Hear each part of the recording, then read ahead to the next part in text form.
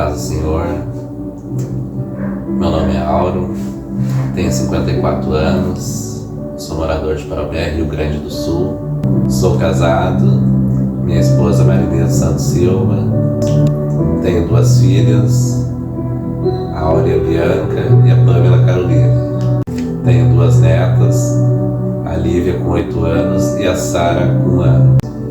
Me converti, conheci a Jesus em 2004 e me batizei em 2005. Sou filho de Eloy Lucas da Silva e Eva Doraci da Silva. E falando um pouco da linhagem da minha mãe, né? Eles eram 8 irmãos e eles vieram para a cidade, né? Uns vieram para Parobé, outros para Taquara, e teve 2 irmãs que foram para Porto Alegre. Mas família muito pobre, muito humilde, e uma delas foi para uma casa de uma mãe de santa, né? E essa minha tia, ela herdou todo o peso, né, daquela terreira, né? Ela assumiu tudo. Ela era uma mãe de santo, considerada muito forte na parte espiritual deles. Portanto que ela fazia trabalho tanto aqui como na Bahia, né? Todo ano ela ia para a Bahia, né? E isso trazia um peso muito grande para a nossa família também. Portanto, né? Que eles falavam que eu tinha um chamado, né? Para o espiritismo, né? Que eu tinha o dom, né? De pai de santo, né? E muitas vezes eles fizeram proposta para mim. E por muitos anos eu frequentava também, né? Terreira, né? Eu sempre ia, né? Fazer trabalhos, né, para a família, né, da minha cegueira espiritual, né, e do meu pai. O que eu lembro, ele não tem, a gente não lembra da linhagem de irmãos, irmãs. Eu sei que a mãe dele abandonou ele no mato e ele foi achado por uma outra família onde criaram ele, e eles chamavam ele de bicho do mato, né. Isso já vem uma maldição sobre a vida dele, né? Um peso muito grande. Nós somos de uma família de 4 irmãos e é onde a gente veio numa cultura, né? Que meus pais não tinham conhecimento, né, de Deus e buscavam ajuda em outros lugares, terreira, espírita, né? E teve uma época que o meu pai foi atacado, né, por demônios, legiões, e nunca mais foi liberto, né? Ele veio a falecer, né? Preso nesse mundo espiritual de trevas, né? Aonde eu lembro que nós era pequeno, né? E muitas noites a gente não dormia. Ele vivia perturbado. Até mesmo a polícia tinha medo dele, né? Ele muitas vezes se possuía e nós tínhamos que sair de noite, todos correndo. Tanto eu como meus irmãos e a minha mãe, né?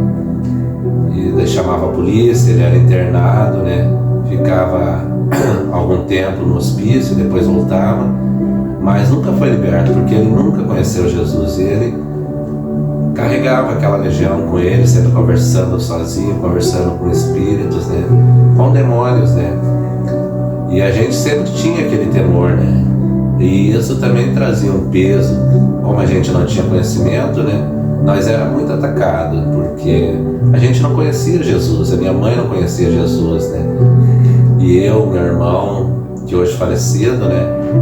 A gente era muito atacado espiritualmente. Muitas vezes a gente acordava, né?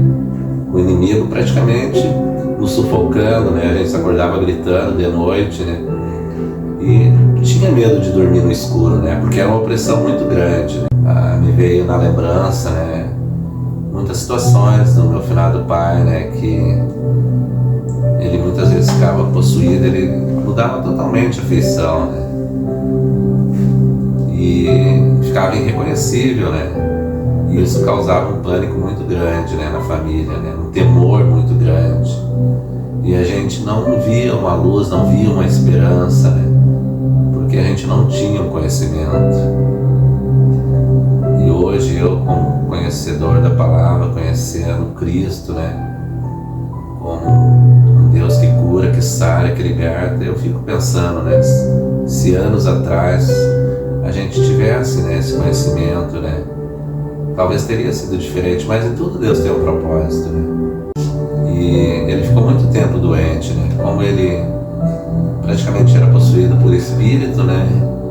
Ele não se alimentava direito, ficou doente dos pulmões e ele faleceu em estado muito crítico, assim, só a pele e osso mesmo, né? Quando ele faleceu, ele só tava cor e osso mesmo, né? Em cima da cama, né? E eu e meus irmãos, a gente ficava sozinho em casa. Eu tinha uns 9 anos, eu era o mais velho, né?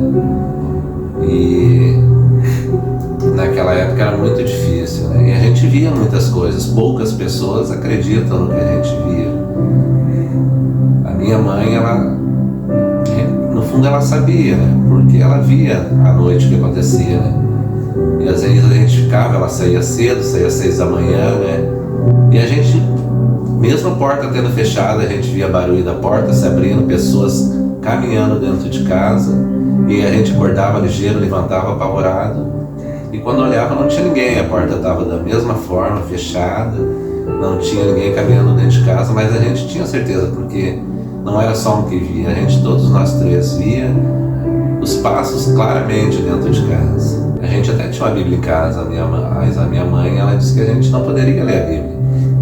Toda pessoa que lesse a Bíblia toda ficaria louca, né? E esse entendimento elas deram para ela por causa do meu pai, como ele ficou louco, na real ele era possuído, né? E eles tinham esse entendimento que quem lesse toda a Bíblia ficava louco. Ataque satânico, claro, né? Desceu uma cobra pela parede, uma cobra preta, grande, e se enrolou em mim. E mesmo eu dormindo, eu me acordei e aquilo era real. E eu tinha uma santa, eu era católico na época, né? Eu dei um soco naquela santa que cortou a minha mão e a família toda se acordou com meus gritos desesperados, né? E quando a mãe acordou, ela foi assustada, olhar o que houve, né?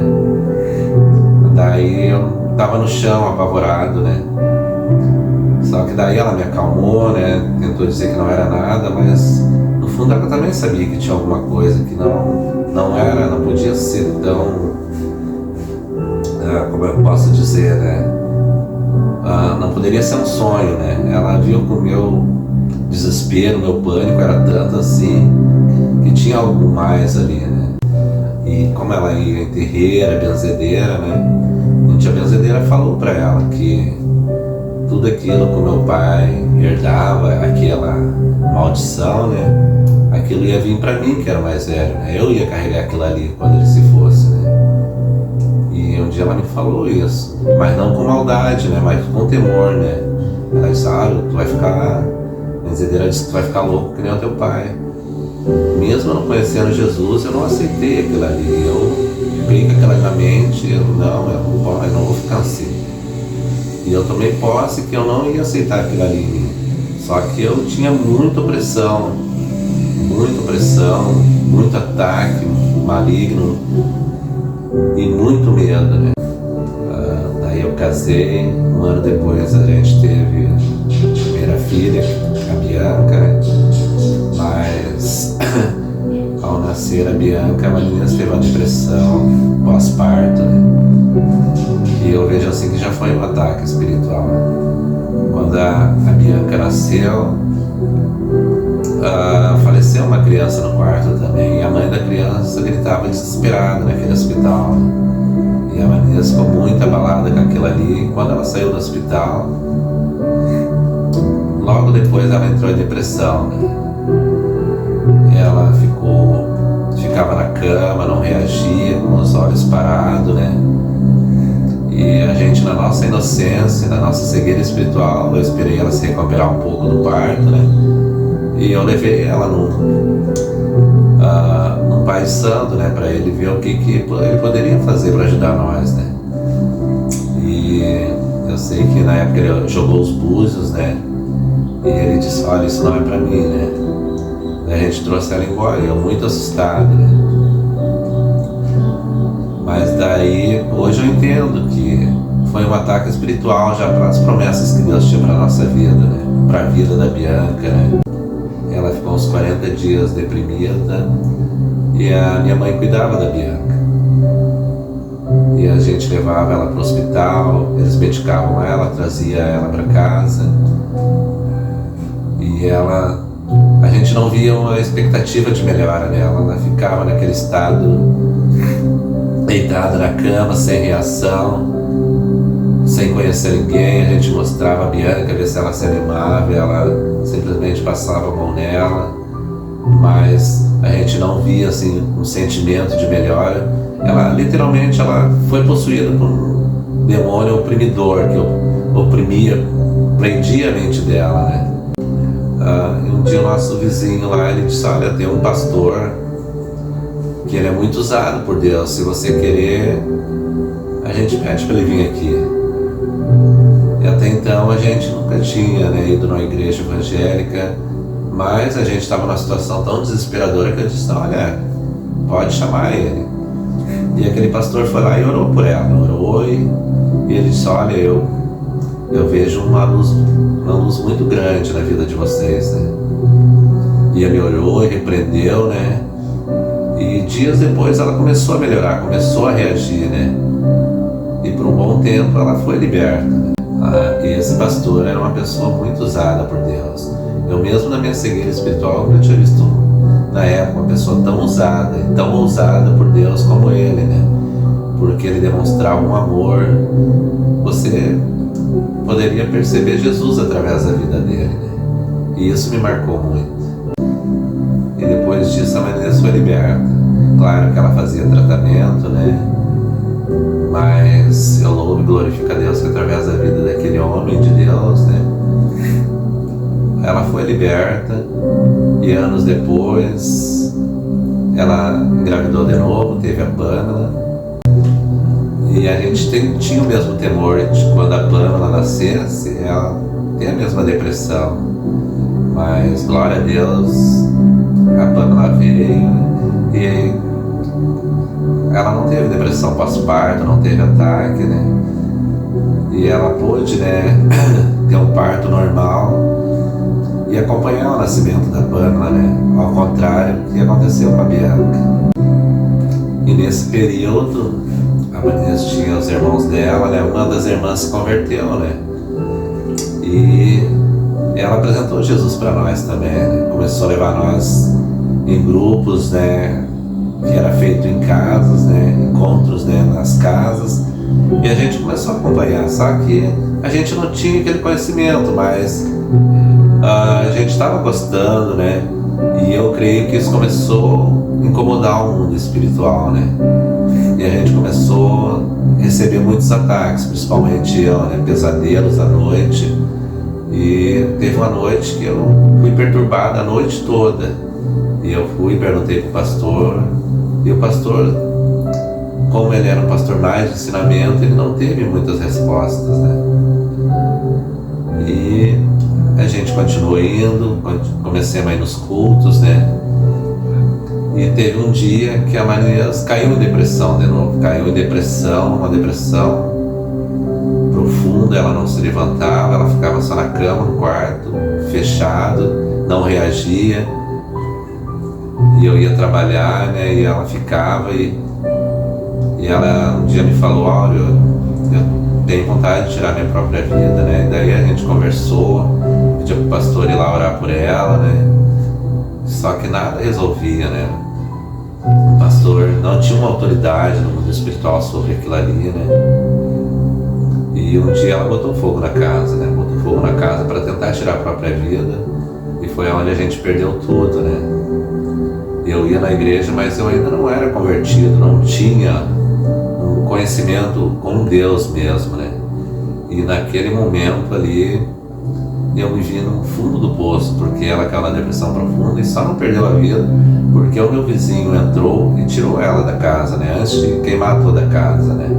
E as minhas meninas estavam em casa também, só que elas já tinham ido pro colégio. Eu estava trabalhando, era umas 7h20, o meu vizinho chegou de moto lá: olha, tá pegando fogo na tua casa. E nossa, aquilo foi um baque pra mim. Eu saí na rua, eu olhei, porque a fumaça, quando tu pega fogo numa casa, dá pra ver longe, né? E eu olhei, era de um bairro pro outro, deu pra ver aquela fumaça preta, né? Daí a Janete, que é a dona da empresa, pegou o carro, colocou no carro, fomos correndo para lá. Chegamos lá, já estava praticamente consumido pela chama, né? A primeira coisa que eu perguntei foi pela minha esposa, né?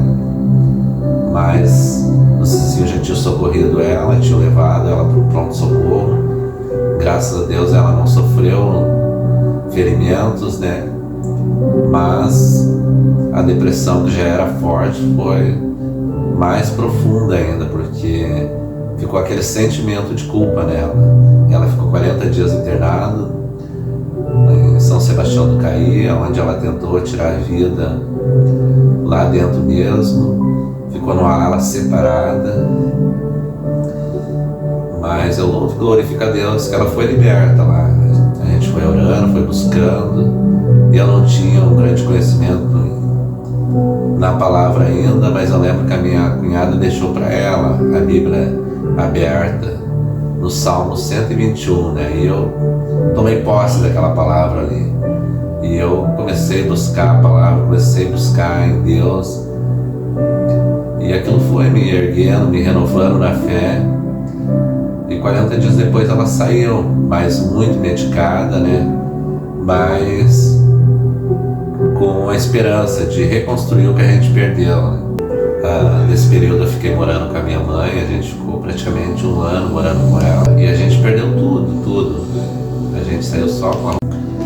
E eu estava ainda há pouco tempo no ministério que eu estava na época, né?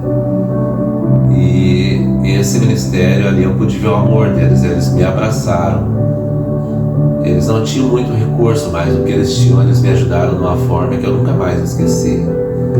E eu recebi muitas ajudas, muitos amigos, né, de pessoas que eu nem imaginava, eu recebi ajuda, né? Fiquei 1 ano e pouco morando na minha mãe, né? Mas Deus supriu todas as nossas necessidades, né? Mesmo a Marinês tendo 40 dias internada em São Sebastião, eu ia praticamente uma vez no meio da semana, ia sábado, ia domingo, e Deus supria todo esse recurso para mim para lá. Eu saí da clínica, a gente estava vindo, começou a anoitecer, né? E a gente estava vindo com pressa de lá. E eu estava na mesma cidade, uns 120, 130 mais ou menos, né? Era faixa, uma reta, né? Mas tinha uma sinaleira ali por São Leopoldo ali, né? Que é onde tinha uma redução de velocidade. E os carros parando todos, né? Começaram a parar e eu vindo, né? Fui coberto com uma cegueira que eu não tinha noção que tinha que parar, né? E a minha filha disse: pai não vai parar. Daí deu aquele estralo e eu freiei, né? Freiei e os carros foram me fechando e o carro foi arrastando. Eu só vi aquela fumaça preta atrás, assim, das rodas arrastando, né? E o carro parou atravessado, colado no outro, né? Ali eu vi a mão de Deus sobre as nossas vidas e uma certeza, né, que Deus tinha um chamado para nós, né? Porque poderia ter sido fatal aquele acidente para mim, para minha filha e para meu cunhado. E Deus nos abençoou muito nesse período, né? Porque mesmo eu trabalhando na mesma empresa, né? Mas Deus me enviou recurso, né? Ele deu muito além do que nós pensávamos e imaginávamos. Uma casa melhor, um carro melhor, né? E eu louvo e glorifico a Deus, né?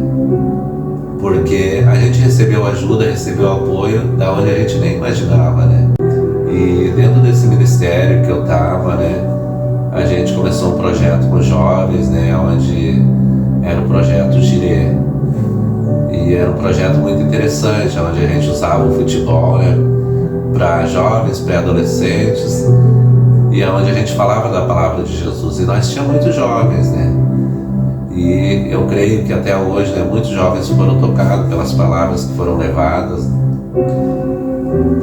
Só que teve um período, né, que Deus tirou a vida de um dos nossos ajudante, né, que era o meu sobrinho, né, e aquilo ali deu um baque muito grande no nosso ministério, né, que era um ministério, né, com os jovens, né, e a gente acabou desanimando. E eu, que era considerado um filho para mim, eu tinha 29 anos, era apaixonado por futebol, né, e ele tinha uma consideração muito grande também por nós, e ele sempre estava me convidando para jogar bola, né.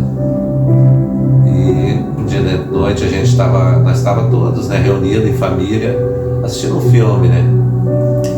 E quando de repente a gente recebeu um telefonema da minha cunhada, né? E ela deu a notícia que ele tinha falecido numa quadra, tinha dado um infarto fulminante. E aquilo ali abalou demais, né? Toda a família, o nosso ministério, que a gente trabalhava com os adolescentes, né? Os próprios adolescentes um pouco se esfriaram, né? E a gente acabou desistindo do projeto, né? A gente não teve força, né? Não teve ânimo para continuar com o projeto. Eu fiquei 15 anos no ministério, mas a gente tinha mais estudo da palavra, mas não tinha um conhecimento, uma comunhão diretamente com Deus, um encontro com Deus, né? E eu vim a ter isso há pouco tempo atrás. Primeira vez que eu vim realmente conhecer Deus foi quando eu comecei a ter o meu devocional dentro do carro de manhã cedo, né? Que eu conseguia ter o meu tempo realmente com Deus. O Espírito Santo começou a falar comigo e foi quando eu comecei a ter um encontro com Deus verdadeiramente, né?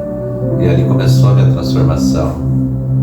E Ele começou a me mostrar o meu chamado. Como eu sabia que era Deus, né? Ele falava comigo através dos pensamentos, né? Claramente, né? Ele me dava respostas, né? Que eu nunca tive antes, né? Certezas. Começou a me mostrar visões claramente, né? Que coisa que eu nunca tive antes, né? A não ser quando eu tinha ataques espirituais. Mas era ao contrário, né? Coisas ruins, né? E quando eu realmente tive um encontro com Deus, Ele começou a falar comigo e começou a me dar visões e entendimentos, né?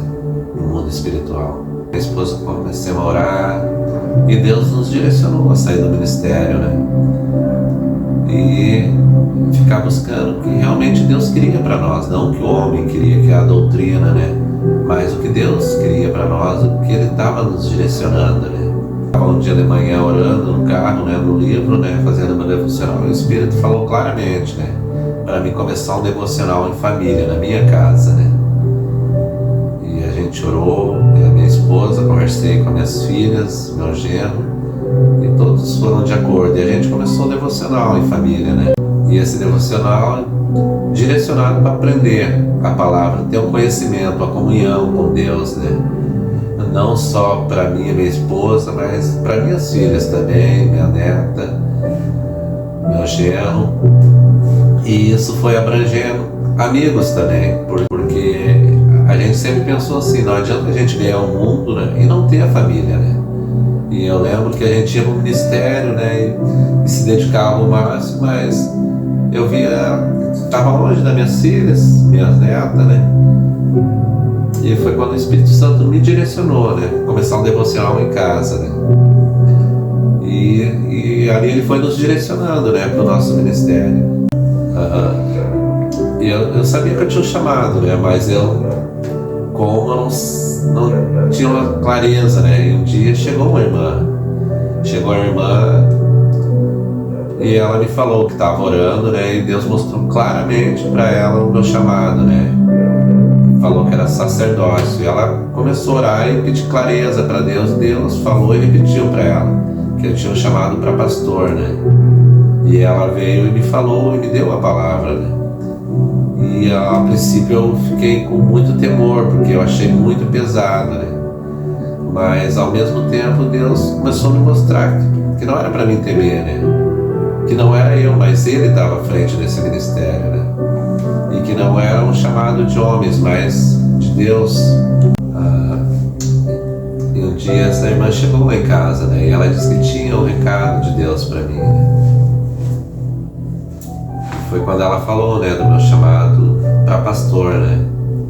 E Deus deu uma palavra para ela, né? Que está em Jeremias 1:4.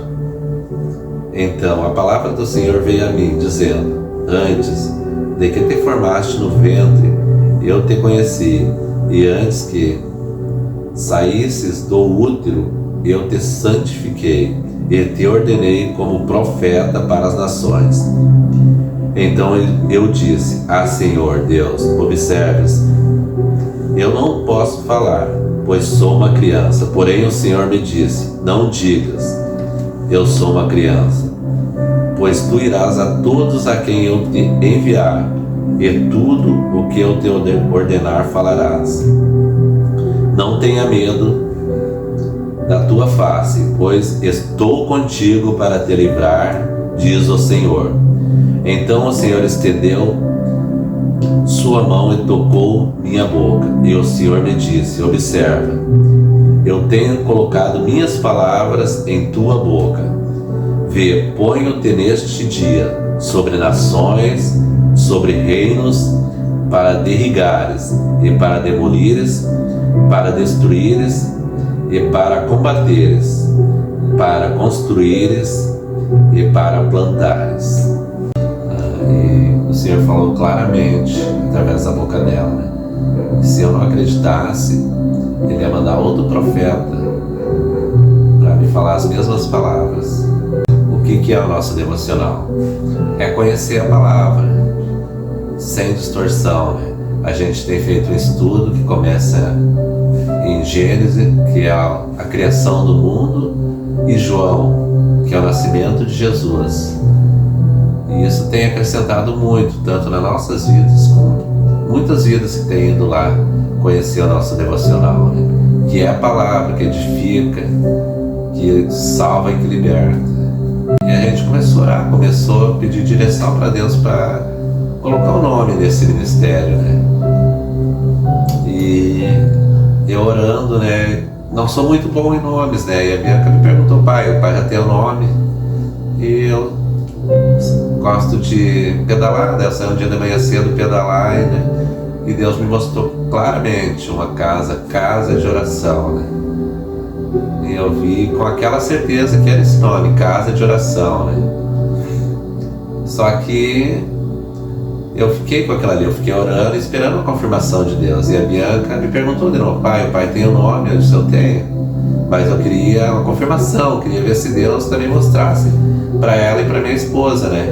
E Deus também confirmou com elas, casa de oração. A gente tem toda quarta-feira, né, o nosso encontro, né? É feito na garagem da nossa casa, de modo simples, mas muito aconchegante, né? E tem sido muito edificante lá.